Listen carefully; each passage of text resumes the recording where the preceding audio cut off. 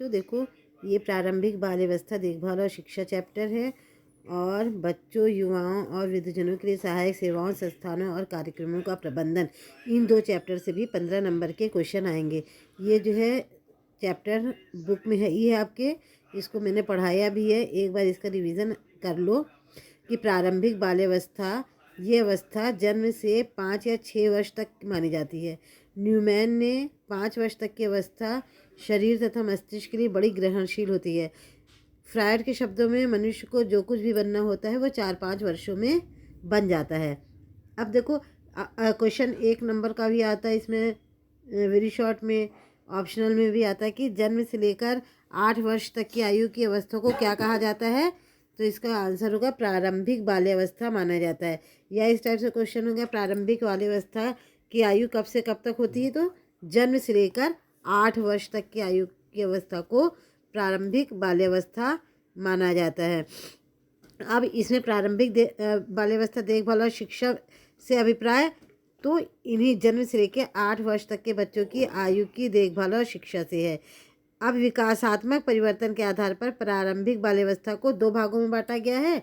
एक है प्रारंभिक बाल्यावस्था जन्म से लेकर 3 वर्ष और दूसरा है उत्तर बाल्यावस्था 3 से लेकर 8 वर्ष। लेकिन कंफ्यूज नहीं होना कि क्वेश्चन आएगा प्रारंभिक बाल्यावस्था कब से कब तक होती है, तो जन्म से लेकर 8 ही वर्ष तक होती है। इसको 2 भागों में बांट दिया गया है। फिर प्रारंभिक बाल्यावस्था की मुख्य विशेषताएं क्या है, ये भी क्वेश्चन लघु में या दीर्घ में आ सकता है कि इसकी विशेषता ये है कि इसमें शारीरिक और मानसिक विकास तेज गति से होता है। इसमें मानसिक क्रिया, ध्यान, स्मृति, कल्पना, संवेदना और प्रत्यक्षकरण आदि के विकास में पर्याप्त तीव्रता होती है।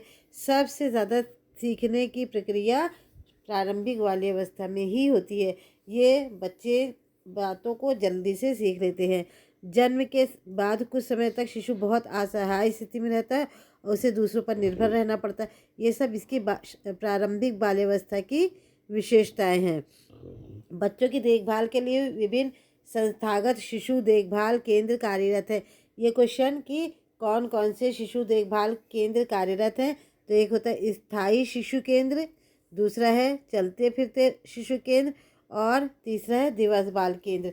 डे केयर, अक्सर डे केयर पर भी क्वेश्चन आता है कि डे केयर किसे कहते हैं। डे केयर वो है जहाँ पर दिन में बच्चों की देखभाल होती है। इन केंद्रों में वे बच्चे आते हैं जहाँ पर माता पिता दोनों जॉब में रहते हैं। उनके अनुपस्थिति में बच्चों की देखभाल के लिए ये केंद्र बनाया गया है, डे केयर सेंटर। प्रारंभिक व्यवस्था देखभाल और शिक्षा के उद्देश्य, क्या उद्देश्य है, बच्चे का समग्र विकास हो सके जिससे वो अपनी क्षमता पहचान सके, विद्यालय के लिए तैयारी कर सके, महिलाओं और बच्चों के लिए सहायक सेवाएं प्रदान करना। प्रारंभिक बाल्यावस्था देखभाल और शिक्षा का महत्व, इस एज की एजुकेशन का क्या महत्व है। नवजात शिशु छोटी उम्र में से ही सीखना शुरू कर देता है।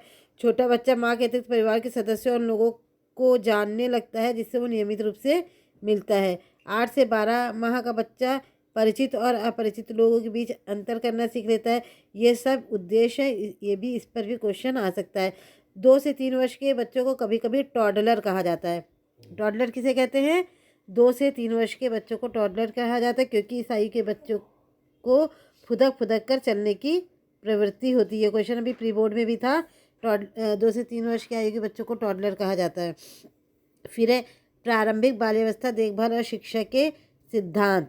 2005 NCF के ECCE का मतलब यही है, प्रारंभिक early children care education. ECCE का फुल फॉर्म क्या है, early children education care education. पर प्रकाशन के अनुसार प्रारंभिक बाल्यावस्था शिक्षा के मार्गदर्शी सिद्धांत निम्नलिखित थे कि सीखने का आधार खेल हो, शिक्षा का आधार कला हो, बच्चों की विशेष सोच विशेषताओं को मान्यता देना, ये सब इनके सिद्धांत हैं। फिर है प्रारंभिक बाल्यावस्था देखभाल और शिक्षा में जीविका के लिए तैयारी। क्योंकि 6 से कम वर्ष के बच्चों को अपने आसपास के परिवेश और सामाजिक संबंधों को समझने के अलग अलग तरीके होते हैं। इसके अतिरिक्त उनसे विकास की आवश्यकता भी होती है। तो एक बाल देखभाल व्यवसाय के निम्नलिखित उत्तरदायित्व होते हैं कि उसे बच्चों के कल्याण और अधिगम के प्रति प्रतिबद्ध होना चाहिए, उसे पेशेवर या व्यावसायिक अपने बच्चों के अतिरिक्त अपनी संस्था में आने वाले दूसरे बच्चों के प्रति समान रूप से उत्तरदायी होना चाहिए। बाल देखभाल व्यवसायिक के रूप में किए जाने वाले सभी क्रियाकलाप उनके काम का भाग होते हैं। यानी इस चैप्टर से जो जो क्वेश्चंस हैं वो हम सब तुम लोगों को रिपीट करते जा रहे हैं।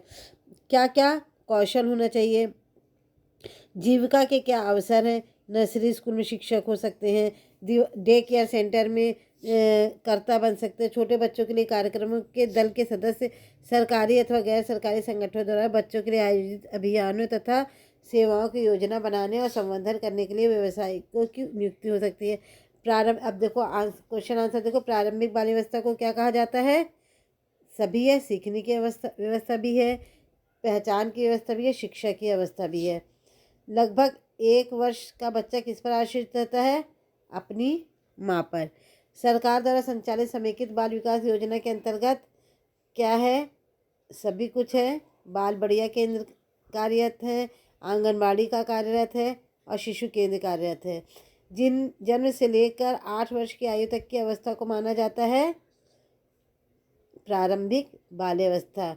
माता पिता की अनुपस्थिति में बच्चों की मूल ज़रूरत को पूरा करने के लिए उसकी देखभाल करना कहलाता है डे केयर।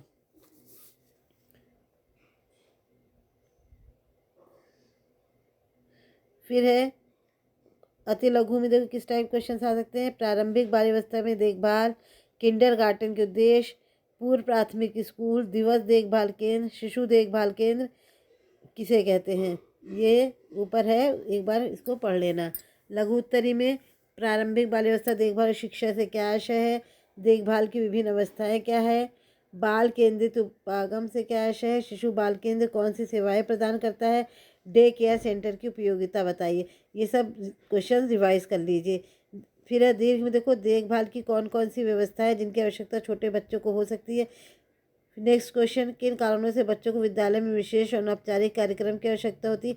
हम ECCE में जीविका के लिए किस प्रकार तैयारी कर सकते हैं? ये लॉन्ग क्वेश्चन है, इसके आंसर भी ऊपर देखो दिए हैं, एक बार देख लेना। फिर कुछ क्वेश्चन देखो। लगभग 1 वर्ष का बच्चा किस पर निर्भर रहता है? अपनी माँ पर। जन्म से लेकर किस वर्ष तक की अवस्था को शैशवावस्था कहते हैं? 1 वर्ष, शैशवावस्था। यहाँ पर शैशवावस्था वर्ड है तो 1 वर्ष। किस अवस्था के दौरान बच्चा अपनी प्रत्येक आवश्यकता के लिए माता पिता पर निर्भर रहता है? शैशवावस्था में। शिशुओं और छोटे बच्चों के घर में देखभाल करने वाले में वैकल्पिक देखभाल के लिए किस केंद्र को बनाया गया है? स्थायी शिशु केंद्र। बच्चों को पूर्ण विकास की आवश्यकताओं को पूरा करने के लिए घर से बाहर कार्य करने की आवश्यकताओं को ध्यान कौन से केंद्र बनाए गए? चलते फिरते शिशु केंद्र। बच्चों में विकास के प्रतिमान कैसे हो सकते हैं? स्थिर, क्योंकि उनका जो डेवलपमेंट होता है वो स्टेबल रहता है। किस अवस्था तक आते आते बच्चा सामाजिक और वातावरण से स्वयं को समायोजित करना सीख लेता है? बाल्यावस्था। बच्चे के लगभग 3 वर्ष के हो जाने पर उसमें किस प्रकार गतिविधि होती है? गतिविधियों एवं अनुभवों को। NCERT द्वारा प्रकाशित पत्र में बाल्यावस्था की देखभाल एवं शिक्षा का मूल उद्देश्य क्या है?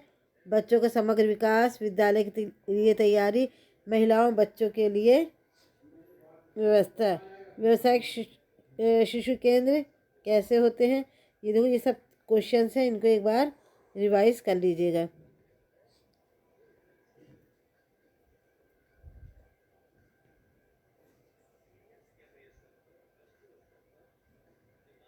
राष्ट्रीय पाठ्यचर्या की रूपरेखा पर प्रारंभिक बाल्यावस्था शिक्षा NCERT पत्र को किस वर्ष में जारी किया गया था? 2005 में। कितने माह का छोटा बच्चा परिचित और अपरिचित लोगों के बीच अंतर करना सीख लेता है? 8 से 12 माह। छोटा बच्चा विशेष रूप से किससे लगाव करने लगता है? अपने परिवार के सदस्यों से। बच्चों के घर के बाहर वृद्धि और विकास में सहायता करने के लिए कौन सा महत्वपूर्ण कारक हो सकता है? विद्यालय पूर्व केंद्र। NCERT द्वारा प्रकाशित पत्र के अनुसार प्रारंभिक बाल्यावस्था का मार्गदर्शी सिद्धांत कौन सा है? सभी हैं। कम आयु के बच्चों को समझने के अपने विशिष्ट तरीके होते हैं। विश्व और सामाजिक समझ। देखो ये सारे क्वेश्चन हैं, एक बार इनको रिवाइज कर लो। ठीक, ये इधर हमने दे दिए हैं। ये वाला चैप्टर से बस छोटा चैप्टर है, लेकिन इसमें से भी क्वेश्चन आएगा। इसमें और दूसरा चैप्टर बच्चों, युवाओं और वृद्ध जनों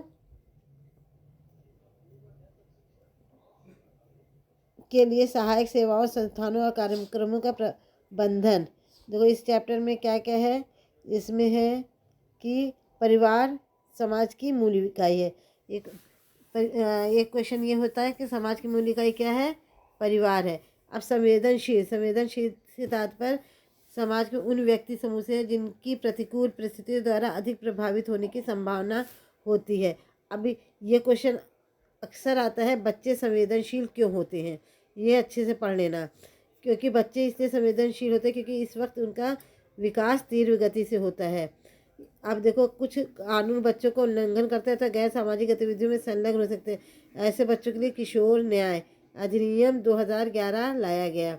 इस अधिनियम के अनुसार देखभाल और संरक्षण की आवश्यकता वाली बच्चे वे हैं जिनका कोई घर, निश्चित स्थान अथवा आश्रय नहीं होता है।